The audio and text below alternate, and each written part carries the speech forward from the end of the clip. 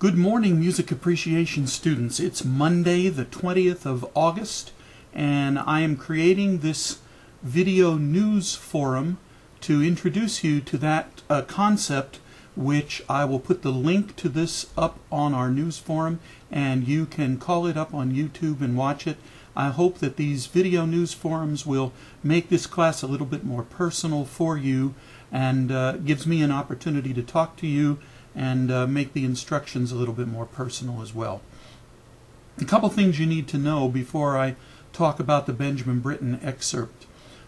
First of all, don't fall behind in this class. Make sure you're reading ahead and make sure you're doing your assignments. You must do several things still. Obviously, if you are watching this from the class site, then you have your Moodle account and you are on the class list for Coast Online. The next thing you have to do is register your textbook. We have quizzes coming up, and you're not going to be able to take those quizzes until you register your textbook, and therefore you won't be able to get a grade. Remember that once the due date has passed for the quizzes, you can't take it. The computer shuts it off and will not allow late entries. Sometimes some people feel like if they're taking an online class, they have the whole semester to do it whenever they want to. That's not true with this class. You've got to look at when things open up and when things are due, because once that due date comes up, the test or the quiz is shut down and you don't have access to it anymore. So keep on top of that. You can always look in the roadmap for success, which is one of our news forum topics. This coming Friday, August 24th, I have to turn in my proof rolls, and I have to have them in by 9 in the morning on Friday, August 24th. So anybody that hasn't reached our Coast Online class list, in other words, if you don't have a Moodle account by August 24th at 9 in the morning, I will need to drop you from this class on VSU Banner. I'm sorry for that, and I know that this is particularly confusing for those of you who are enrolling at VSU very late, and so you've got a lot of hoops to jump through between now and Friday morning at 9 o'clock. But you have to have a Moodle account, and you have to get your textbook, and then you have to get online, go to our class site, register your textbook, and you'll be good to go. I will include, when I send this link, I will include yet another slide that shows you how to get your Moodle account and also the link to this video. Okay, let's talk a little bit about Benjamin Britten, the Young Person's Guide to the Orchestra. First of all, a word to the wise, if you haven't done it already, in section 9 of your textbook, for those of you who have the book, section 9 has a listening guide to this entire piece. I'm going to kind of take you through it quickly. I know this is a 17-minute and 20-second piece, which is probably the longest piece that we will be listening to for this whole course.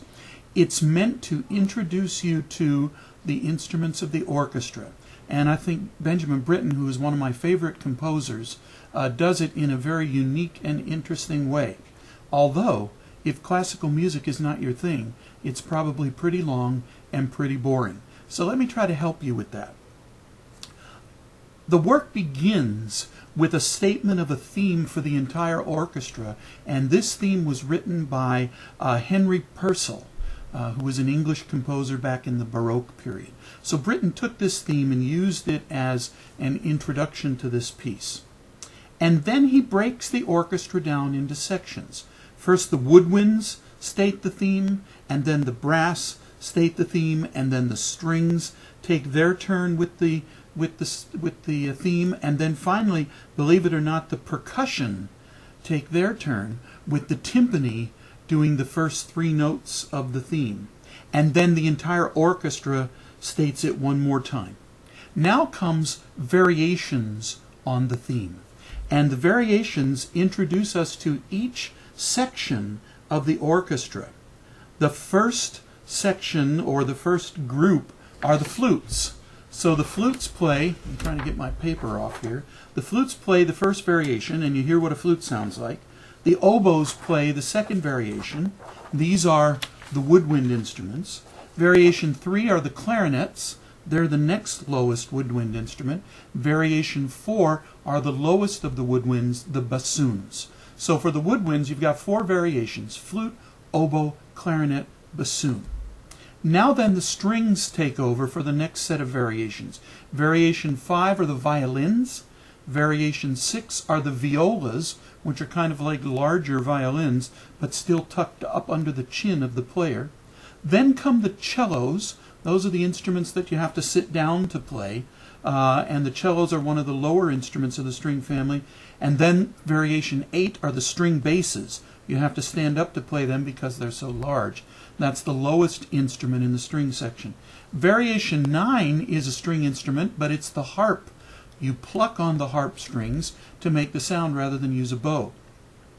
For variation 10, we move to the brass section, starting out with the French horns, variation 11, the trumpets, variation 12, the trombones and tuba, and then for variation 13, we move to the percussion instruments, and those include all of the little percussion instruments: the tambourine, the triangle, the snare drum, the Chinese block, the xylophone, the castanets, the gong, the whip, and the entire percussion section then joins in. To end up the composition, Britain uses a form of music called a fugue, which means each one of the instruments enters with the theme, but they kind of pile on top of each other. And it gets to this rousing kind of jumble of music as each additional instrument is added.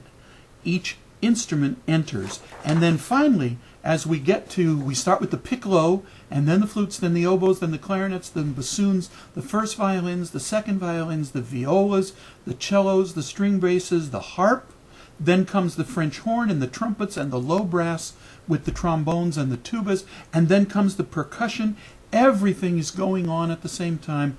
And finally, to cap it all off, the brass section enters with the stately theme by Henry Purcell, while the rest of the instruments keep noodling away at the fugue. The percussion instruments are the last ones in, and then finally there's a huge chord to end the whole piece. I hope you understand a little bit more about this. We'll be using this piece for the first couple weeks here, so don't let it bore you. Listen carefully, sharpen up your listening skills, and let's move forward. I think once you understand how this piece is put together, you will really enjoy it. Check on the video news forum for the link to see this video, and I'll see you online.